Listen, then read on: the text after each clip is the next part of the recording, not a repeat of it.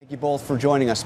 Bianna, let me start with you. What happens on Wall Street the day after a deal goes down if they don't actually make a deal?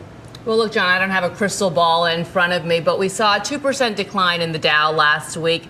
If we don't have a deal, I do think that we'll continue to see a drop. I don't think it'll be as huge of a drop, unfortunately, to press Washington's hands the way we did in 2011 last summer and before TARP was passed. But I think that ultimately, when we do get some sort of a mini deal, we'll see a rally back up. But again, this only just buys us a few weeks because, as your panel noted, we do have that debt ceiling coming up in February. I mean, the counters, will Wall Street reward this mini deal, or will it be seen as, look, this really doesn't do anything? You know what? I think we may have a couple of days bounce of the market rallying back up a percentage point or two. But I think ultimately the eye is going to be in what happens in February when that debt ceiling comes up. And Leigh, have the markets really fully taken into the possibility that this may not happen? I get the sense that people assume, oh, they'll do this at the end, deadline, as it always happens. But I mean, does the market really see a failure, a complete failure, as a possibility here? Not quite yet, even though we saw this 158-point drop that Bianna mentioned on Friday, and even though markets have been pretty unsteady, actually, ever since Plan B failed in the House. That was really kind of the turning point where we started to see this shakiness. For the most part, stocks had been building in the fact that there probably would be a deal. So things have changed in just the past week, and I do think we'll see some major impact on Wednesday if there is no deal, because the market hasn't fully appreciated that yet. They don't kind of understand why this is happening, as most of the rest of us don't. But Leigh, don't you think, the writing's sort of been on the wall the past few weeks as well. Up until last week, the Dow was positive for the month, and now all of a sudden we've seen a 5-day decline. Consumer confidence fell for, as John mentioned at the top of the show, the second time in 2 months. So people are starting to sense the impact, and CEOs are as well. They are, and actually that's why I think if there is a last-minute deal, I think we will see a rebound in the market, and I think that'll be pretty strong.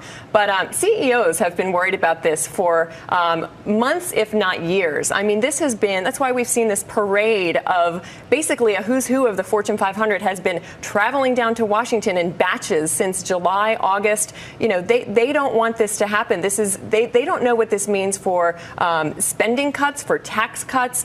This means they don't know what's going to happen to the economy and what's going to happen to the market. And that means they can't plan. Right. And these companies build in their budgets for 2013 in June and July. So in many ways, this is going to be baked into the spending we see for 2013 already. And Bianna, you spoke just recently with the Oracle of Omaha, right? You spoke to Warren Buffett. What's his take on all of this? Yeah, I asked him to get for his take, ever the optimist long term with regards to the U.S. economy. He gave us a statement as well. He said the American economy has worked well since 1776, albeit with periodic and sometimes severe interruptions, and will continue to do so. Berkshire will invest a record amount again in 2013 in plant and equipment. What's right with America far outshadows what's wrong with Washington. Now, some could argue that if we do get past this fiscal cliff and address the debt ceiling, 2013 could actually be a good year for the economy. The housing market continues to recover. We do see an energy boom as well. But, I spoke with former Treasury Secretary Robert Rubin as well, and I think he summed it up by saying that this really was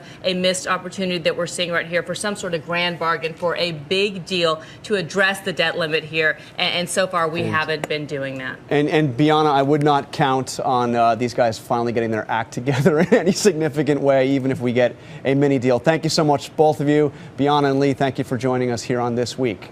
And finally, your voice this week. Today's question comes from Christy Miller Johnson on Facebook, who says, my 16-year-old has a Twitter account with 34,000 plus followers. Where do you see journalism heading in 15 years? What advice to the next generation of journalists would you give? Thank you for that question, Christy. I would say that regardless of what form Americans will get their news in 15 years or 20 years, my advice to the next generation of journalists is to remember the basics. Know your history, try to get your facts straight, always strive to be fair, and don't be afraid to admit when you've made a mistake. As for your 16-year-old's 34,000 Twitter followers, can I get a retweet? You can follow me all week long online at John Carl, and I'll answer some of your questions online after the show.